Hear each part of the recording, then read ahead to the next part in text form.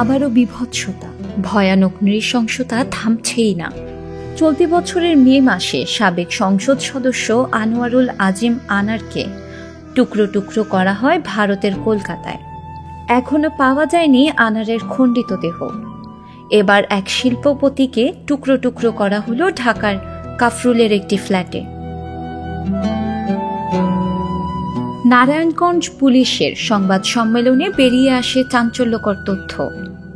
গত রোববার মধ্যরাত থেকে নিখোঁজ ছিলেন শিল্পপতি জসিমউদ্দিন মাসুম। তার খোঁজে গুলশান থানায় জিডি করে তার ছেলে ওবায়দুল ইসলাম শিবু। তৎপরতা শুরু হয় পুলিশের।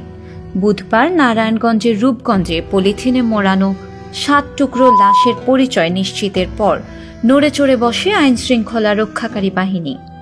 সেটি জসিমের লাশের খণ্ডিত অংশ। নৃশংস এই হত্যাকাণ্ডের রহস্য উন্মোচন করেছে পুলিশ। রুমা আক্তার নামের এক নারীর সংশ্লিষ্টতা পাওয়া যায় এতে। এরই মধ্যে কাফরুল থেকে রুমা, রুকু সহ 4 জনকে আটক করা হয়েছে। হত্যা ও লাশ সরাতে রুমাকে সহায়তা করে তার বান্ধবী রুকু। জসিমকে হত্যাকাণ্ডের পর কাফরুলের বাসায় ছিলেন রুমা। নিরুদ্বেগ চলাফেরা ও ঘুমাতে থাকেন তিনি। বুধবার রাতে পুলিশ যখনই ওই বাসায় যায় তখনও তাকে ঘুম থেকে তুলে জিজ্ঞাসাবাদ করা হয়। প্রথমে এলোমেলো কথা বললেও এক পর্যায়ে সব স্বীকার করেন। নিহত জসিম পরিবার নিয়ে রাজধানীর বসুন্ধরা আবাসিক এলাকায় বসবাস করতেন। তার 2 ছেলে ও 1 মেয়ে।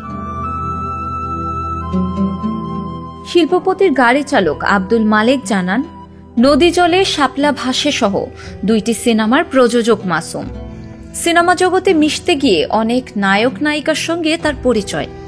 এর সূত্র ধরে রুমা আক্তার নামে এক নারীর সঙ্গে পরিচয় হয় তার। পুলিশের জিজ্ঞাসাবাদে রুমা প্রথমে হত্যার সঙ্গে জড়িত থাকার কথা অস্বীকার করেন। তিনি দাবি করেন কাফরুলের 3 কক্ষের ওই ফ্ল্যাটে তার ছোট বোন, বান্ধবী, ভাবি ও তার বাচ্চা থাকে। পরে ধীরে ধীরে ঠান্ডা মাথায় খুনের পর লাশ গুমের বর্ণনা দেন। দুধের সঙ্গে চেতনানাশক মিশিয়ে অজ্ঞান করা হয় মাসুমকে। 2 দিন এভাবেই থাকার পর মঙ্গলবার একটি কক্ষের বাথরুমে হত্যার পর লাশ 11 টুকরো করা হয়। এরপর তার এক বন্ধুকে 2টি ব্যাগ নিয়ে আসার কথা বলেন। 2টি ব্যাগে ভরে 7 টুকরো রূপগঞ্জের একটি লেকের পাড়ে এবং অন্য 4টি অংশ 300 ফিট এলাকার একটি কাশবনে ফেলে আসেন।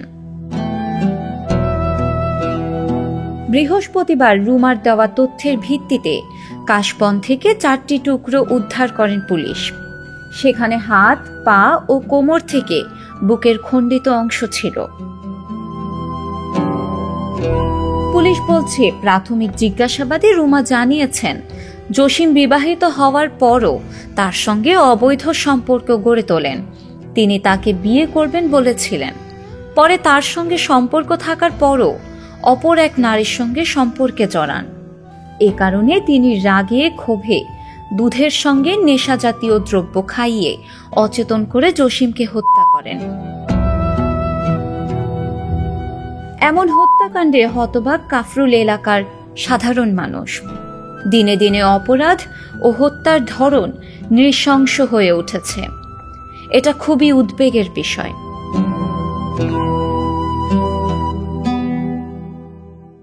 সংবাদ, ফিচার ও অনুষ্ঠানের জন্য ভিজিট করুন সংবাদ প্রকাশের ওয়েবসাইট এবং যুক্ত থাকুন ফেসবুক পেজ ও ইউটিউব চ্যানেলের সঙ্গে।